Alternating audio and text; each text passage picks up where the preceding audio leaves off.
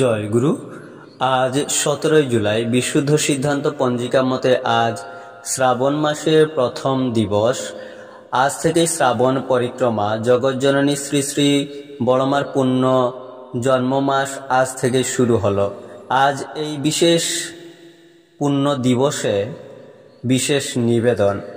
শ্রী শ্রী ঠাকুর একবার শ্রী শ্রী বড়মার প্রসঙ্গে বলতে গিয়ে আবেগবিহ্বল কণ্ঠে উপস্থিত শিষ্যদের উদ্দেশ্যে বলেছিলেন, আপনাদের ঠাকুর যদি নারী দেহ নিয়ে জন্মাতেন তাহলে তার যে রূপ হতো তা ওই বড় বউ।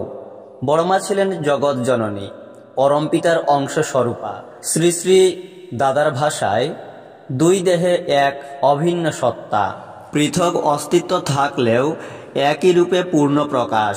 পুরুষোত্তম যখন পৃথিবীতে আসেন তখন তিনি লীলা সহচরীকে নির্ধারিতভাবে আবাহন করে নিয়ে আসেন। তাদের আলাদা অস্তিত্ব থাকলেও, দুই দেহ থাকলেও তারা যে একে একে দুই নয়, বরং একে একেই পূর্ণ এক। তারই প্রকটিত রূপে দেবালোক থেকে মর্তলোকে ধরা দেন।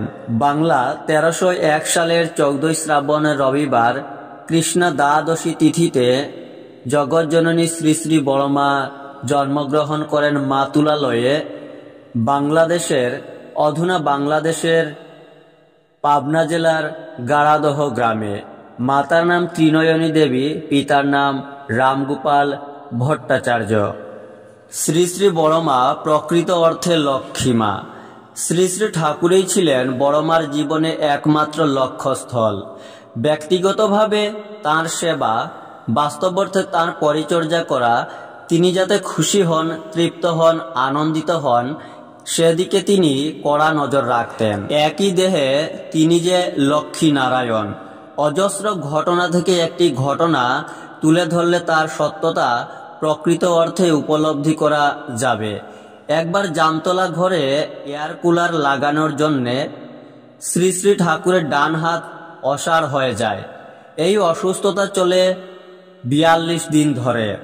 শ্রী শ্রী বড়মা ওই 42 দিন অন্ন ত্যাগ করেছিলেন। শ্রী শ্রী বড়দার আবদারে তিনি আধ গ্লাস করে লেবুর শরবত খেয়েই শ্রী শ্রী ঠাকুরের দিন রাত সেবা শুশ্রূষায় নিমগ্ন থাকতেন। ওই দীর্ঘকাল অনাহারে থাকার জন্যে তার দেহে কোনো দুর্বলতার প্রকোপ দেখা যায়নি। দিব্য জ্যোতিতে তার মুখমণ্ডল উজ্জ্বল থাকত। শ্রী শ্রী ঠাকুর যতদিন না সম্পূর্ণ সুস্থ হলেন ততদিন শ্রী শ্রী বড়মা এইভাবেই ঠাকুরের অক্লান্ত সেবায় দিন কাটিয়েছেন। পরিবার জীবনের কথা বলতে গিয়ে শ্রী শ্রী ঠাকুর বলেছেন, বড় বউয়ের মতো মানুষই দেখি না, আমার খুব শ্রদ্ধা হয়। রামকৃষ্ণ দেবের স্ত্রী মা ঠাকুর যেমন ছিলেন কতকটা সেই ধাঁজের।